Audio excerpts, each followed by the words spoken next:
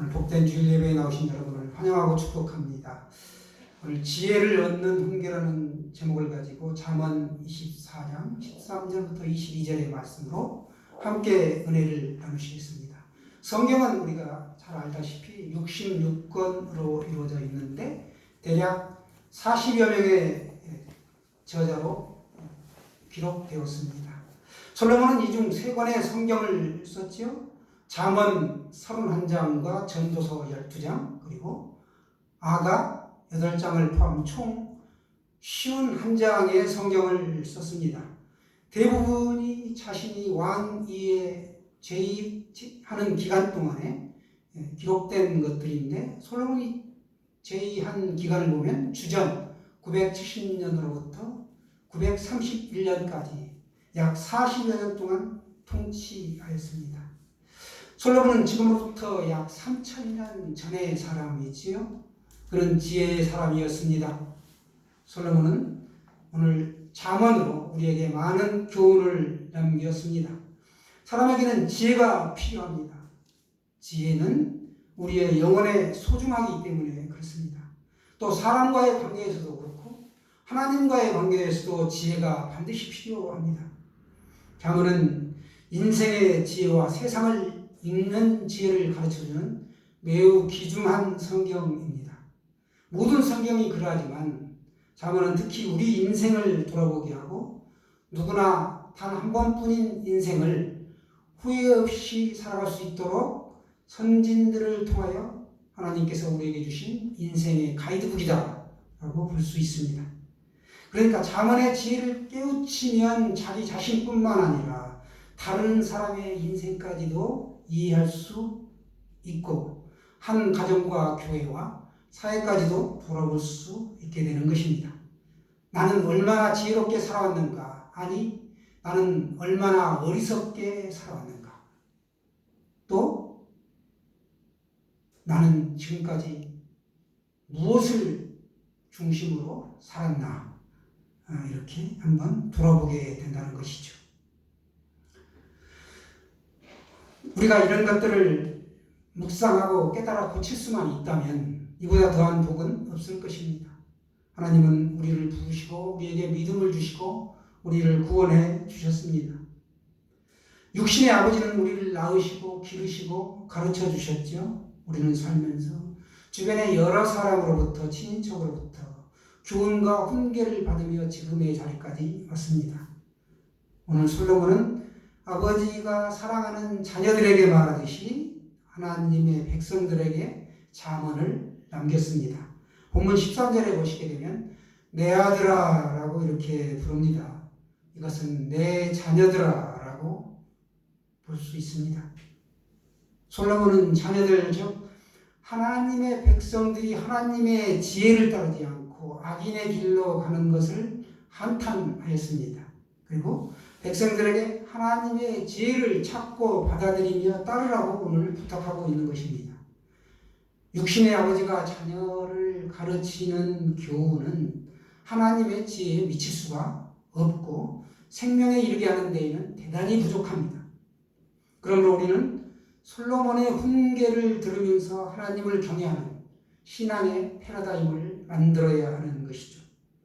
솔로몬이 잠언에서 말하는 그 아버지의 마음, 이것은 사실상 우리를 향한 하나님의 마음이다 라고 볼 수 있습니다. 하나님 아버지의 말씀은 진리의 교훈입니다. 지혜는 하나님이 값없이 우리에게 주는 선물이죠. 지혜를 우리가 컴퓨터에 비교하면 소프트웨어라고 볼 수가 있는데 우리는 하드웨어죠. 그래서 우리 안에 지혜가 들어와 있는 동안에는 우리가 지혜롭게 살 수 있으나 지혜가 우리를 떠나면 아무것도 아닌 쓸모없는 존재가 되고 말죠. 우리는 어리석은 사람이 된다는 것입니다. 지혜야말로 우리가 사모해야 할 최고의 선물입니다. 그래서 잠언 16장 16절에서는 지혜를 얻는 것이 금을 얻는 것보다 얼마나 아름다운고 라고 말씀합니다. 사도 바울도 우리에게 말합니다. 자녀들아 주 안에서 너희 부모에게 순종하라. 에베소서 6장 1절의 말씀이죠.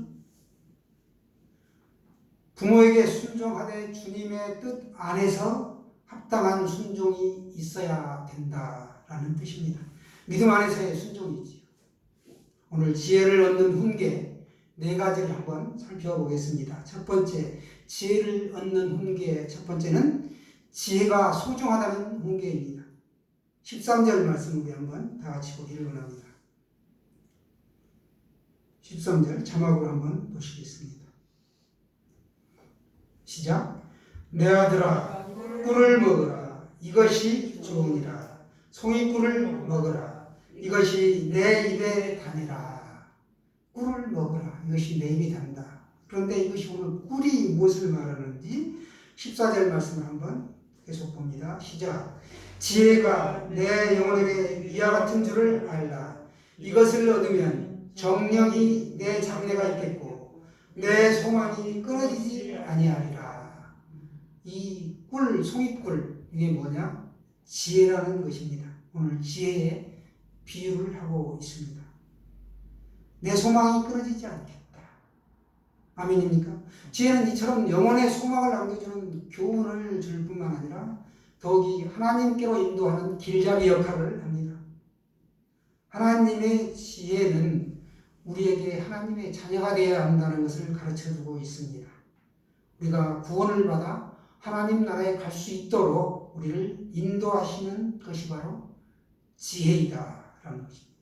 하나님을 아는 지혜는 세상의 무엇과도 비교할 수가 없습니다. 소중한 것이죠. 솔로몬의 지혜가 소중하다라는 훈계를 기억하시기 바랍니다. 단순히 교회만 열심히 다니는 성도가 아니라 말씀 안에 있는 지혜로 하나님을 깨달아 순종하는 성도로 살아갑시다.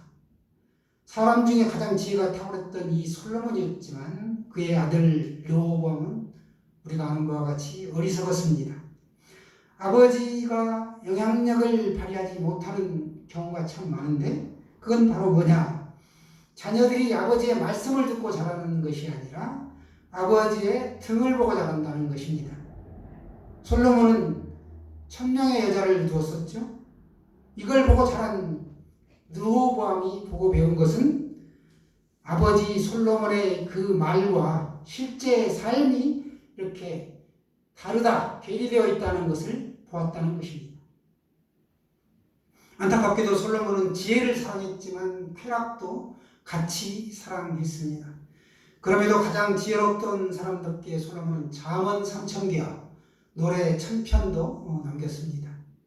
오늘 솔로몬이 우리에게 주는 지혜를 얻는 훈계 첫 번째, 지혜가 소중하다는 것입니다.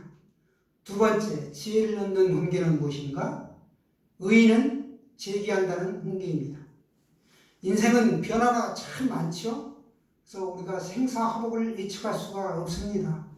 얼핏 보면 의인이 망하는 것 같고 예수 믿는 것이 손해인 것 같고 예수 믿는 사람들이 잘못되는 것 같지만 오랜 세월이 지나면 의인은 흥하고 악인은 반드시 망하게 됩니다. 그렇기에 솔로몬은 오늘 15절에서 악한 자여 악인의 집을 엿보지 말며 그가 쉬는 처소를 헐지 말지니라 이렇게 우리에게 훈계하였습니다. 엿보다 이건 히브리어로 아라우라고 하는데 잠복하다, 숨어 기다리다 이런 뜻을 가지고 있습니다. 당당하게 보지 못하고 몰래 숨어서 은밀히 동태를 살피는 행위 이게 바로 오늘 숨어서 본다, 아라부, 엿보다라는 뜻입니다.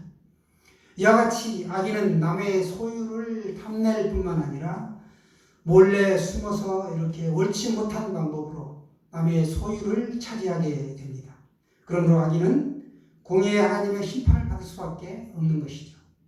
이어 16절에도 계속해서 보시게 되면 솔로몬은 대저 의인은 7번 넘어질지라도 다시 일어나려니와 악인은 재앙으로 말미암아 엎드러지느니라 이렇게 말씀합니다. 우리말에도 7전8기 이런 단어가 있는데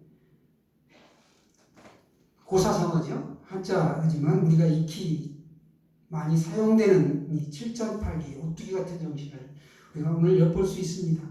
의인은 7번 넘어져도 8번 일어난다. 홍선의 사자오기처럼 이런 것이 있다는 것이죠. 넘어져도 일어난다. 결국 하나님의 지혜는 말씀으로 그 넘어진 사람을 다시 일으켜 세운다라는 것입니다. 반면에 악인은 하나님의 재앙이 다시 일어설 수 없고 마침내는 멸망하게 됩니다. 우리는 의인의 삶을 살면서 어려움을 겪을 수가 있지만 실망하지는 않습니다. 하나님은 반드시 의인을 다시 일으켜 세우시기 때문이죠. 의인은 재기한다는 훈계입니다. 동굴과 터널을 우리가 흔히 많이 비유하는데 공통점이 있다면 둘 다 안이 어둡다는 거예요. 그런데 동굴은 다시 되돌아와서 나와야 되지만 터널은 빠져나가는 길이 있습니다. 우리가 의인은 이처럼 반드시 다시 일으켜 세운다는 사실을 믿으시기 바랍니다. 두 번째 지혜를 얻는 훈계, 의인은 다시 일으켜 세우신다. 의인은 재기한다 라는 것입니다. 세 번째, 하나님의 지혜를 얻는 훈계는 원수를 도와주라는 훈계입니다. 우리가 원수를 용서하는 것도 어려운데 도와주는 단계까지 나간다? 상당한 구체적인 말씀이죠. 원수는 우리를 괴롭히고 심지어 우리의 생명까지 빼앗아가는 존재가 원수입니다. 그렇다고 성도가 이 원수를 무조건 미워하고 저주해서는 안 되겠습니다. 그래서 예수님께서는 내 이웃을 사랑하고 내 원수를 미워하라는 말을 너희가 들었다. 그러나 나는 너희에게 말한다. 너희 원수를 사랑하며 너희를 박해하는 자를 위하여 기도하라. 이렇게 말씀하셨습니다. 왜냐? 하나님은 악인과 선인에게 공의 햇빛과 비를 내려주시기 때문에 그렇습니다. 우리는 원수가 아무리 미워도 예수님의 말씀처럼 그들을 위하여 우리가 기도하고 용서하고 사랑해야 한다는 것이죠. 솔로몬은 우리에게 오늘 훈계합니다. 내 원수가 넘어질 때 즐거워하지 말며 그가 엎드러질 때 마음에 기뻐하지 말라. 17절이죠. 이렇게 말하고 있습니다. 지혜로운 성도는 자신의 길만 형통하기를 바라지 않고 다른 사람의 형통을 위하여서도 함께 기도하는 것입니다. 성도는 비록 자기를 괴롭히는 원수일망정 그 사람이 곤경에 처해 있을 때 고소하다 하고 좋아하지 않고 그 사람을 되려 안쓰럽게 여기고 도와주어야 한다는 것입니다. 우리는 자기중심으로 세상을 살아갑니다. 그러나 하나님은 우리에게 말씀하시죠. 하나님을 사랑하고 이웃을 사랑하고 나누면서 베풀면서 살아라. 내 주머니에 들어가면 아예 안 나오는 것이 아니라 이걸 나누고 베풀 때 내가 너에게 큰 복을 주겠다. 우리 부모님에게, 육신의 부모님에게 효도하는 것 왜 그렇습니까? 부모님을 사랑하기 때문에. 우리가 하나님을 사랑하고 이웃을 사랑하면 나누고 베풀 수밖에 없는 것이죠. 그러면 우리가 부모에게 잘하면 육신의 부모도 자녀에게 뭔가 주기 위해 얼마나 요만한 것만 있어도 주고 싶어 하죠. 하나님도 그렇다는 거예요. 우리가 하나님께 물질로 섬기고 마음을 들이고 정성을 다하면 하나님도 그 자녀가 사랑스럽고 예쁠 수밖에 없습니다. 감사하고 하나님을 위하여 헌신하면 그게 결코 헛되지 않을 줄을 믿으시기 바랍니다. 원수를 도와주라는 것입니다. 우리가 지독하게 미워하는 원수라도 그를 사랑하면 하나님께서는 사랑으로 반드시 대갚아 주시는 분이십니다. 하나님은 베푸는 사람에게 더 큰 은혜와 복을 허락하십니다. 세 번째, 지혜를 얻는 훈계는 원수를 도와주라는 훈계입니다. 네 번째, 지혜를 얻는 훈계가 있는데요. 네 번째는 하나님을 경외하라는 훈계입니다. 오늘의 결론이 바로 이건데요. 우리가 하나님을 경외하라. 하나님을 경외하는 훈계. 성도라면 마땅히 하나님을 경외해야 합니다. 경외는 두려운 마음으로 공경하며 훈계를 따르는 것. 이것이 바로 경외하라는 뜻입니다. 우리 중에 믿는다고 교회를 열심히 나오지만 하나님을 경외하지 않는다면 우리가 진실한 성도다라고 볼 수가 없습니다. 하나님을 하나님으로 바르게 믿고 섬기는 것이 하나님을 경외하는 신앙의 모습이죠. 하나님을 경외하며 말씀의 훈계를 따르면 하나님께서는 사랑하시고 은총을 베풀어 주십니다. 시편 111편 1, 2절을 한번 보시겠습니다. 자막으로 띄우겠습니다. 시작. 할렐루야. 여호와를 경외하며 그의 계명을 크게 즐거워하는 자는 복이 있도다. 그의 후손이 땅에서 강성하며 정직한 자들의 후손에게 복이 있으리로다. 1절에서도 복이 있다. 2절에서도 복이 있다. 어떤 사람에게? 정직히 행한 사람에게 복이 있다. 하나님을 경외하는 사람에게 이와 같은 복이 임한다 라고 말씀하고 있습니다. 시인의 이 고백과 같이 하나님을 경외하는 성도는 반드시 복을 받습니다. 하나님을 경외하는 우선적인 조건이 누차 말씀드리지만 이 예배 자리에 나와서 예배하는 것이다 라는 것입니다.